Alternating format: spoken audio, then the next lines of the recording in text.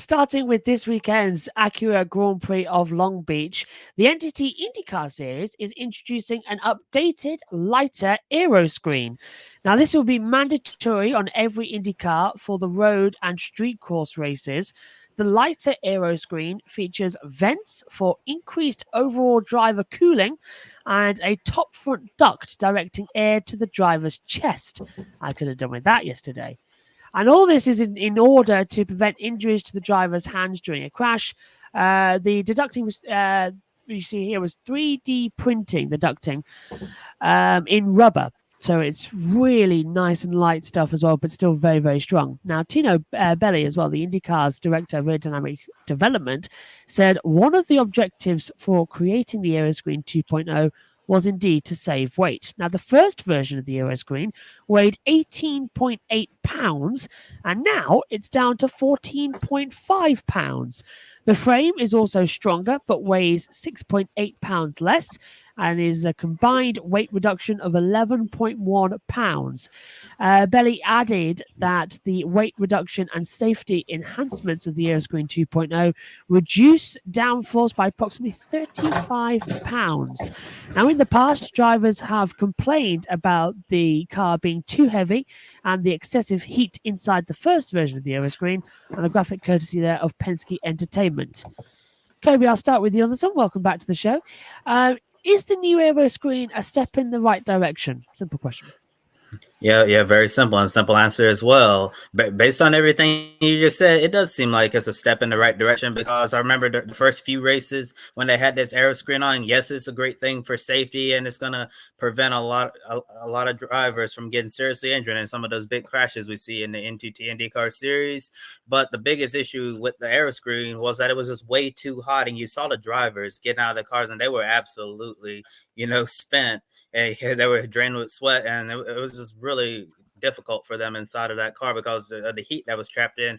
But now that IndyCar's, they spent the last couple of years working on this new design, the Aeroscreen 2.0, to try to make it better for the drivers in the cockpit. And it seems like they've done that, but we're going to wait and see what happens in practice and qualifying in the race this weekend, because I'm sure a lot of media on site are going to be asking the drivers about the new Aeroscreen and if it's been a massive improvement. But I don't think the series would have put this out there if it wasn't a massive improvement already. So hopefully it'll really help out with driver comfort. And anytime you can shed weight off a car is really good. And you said 35 pounds of downforce being shedded, and whenever you're taking downforce off the race car, that's usually a good thing for the on-track product as well. Although I don't expect it to have a major effect on what we see on the racetrack. But at the end of the day, Aeroscreen's been a life-saving thing that IndyCar has added. Really glad that we have it, and I'm really happy that IndyCar series is continuing to improve on one of the best inventions that we've seen.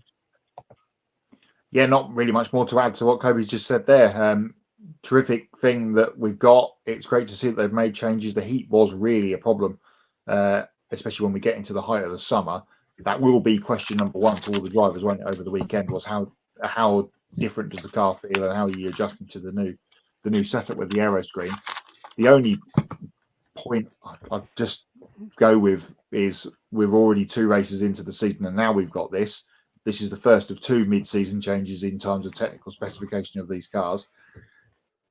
Yeah, don't like that, but I wish they could have got it through for St. Pete. But otherwise, all positive thoughts. And as Kobe mentioned about the downforce Long Beach, of course, not being a massively downforcey track, we may see a little bit different run of things at Barber next weekend, because of course it's back-to-back IndyCar for the next couple of weeks. So we'll have to wait and see how it pans out. Will it affect the running order of the state of play of the championship? Probably not, but the drivers will certainly be all in approval if they can get that heat down inside the cockpit. Yes, because we've got possibility of hybrid engines coming in as well for the IndyCars. Will F1 try and follow if it's a success? I think F1 are pretty much locked in at the moment with the Halo. They think that's the best for them. I've always thought that we would end up with F1 having the Aeroscreen, but they sort of left it up to IndyCar to develop, and right now they just stick with the Halo.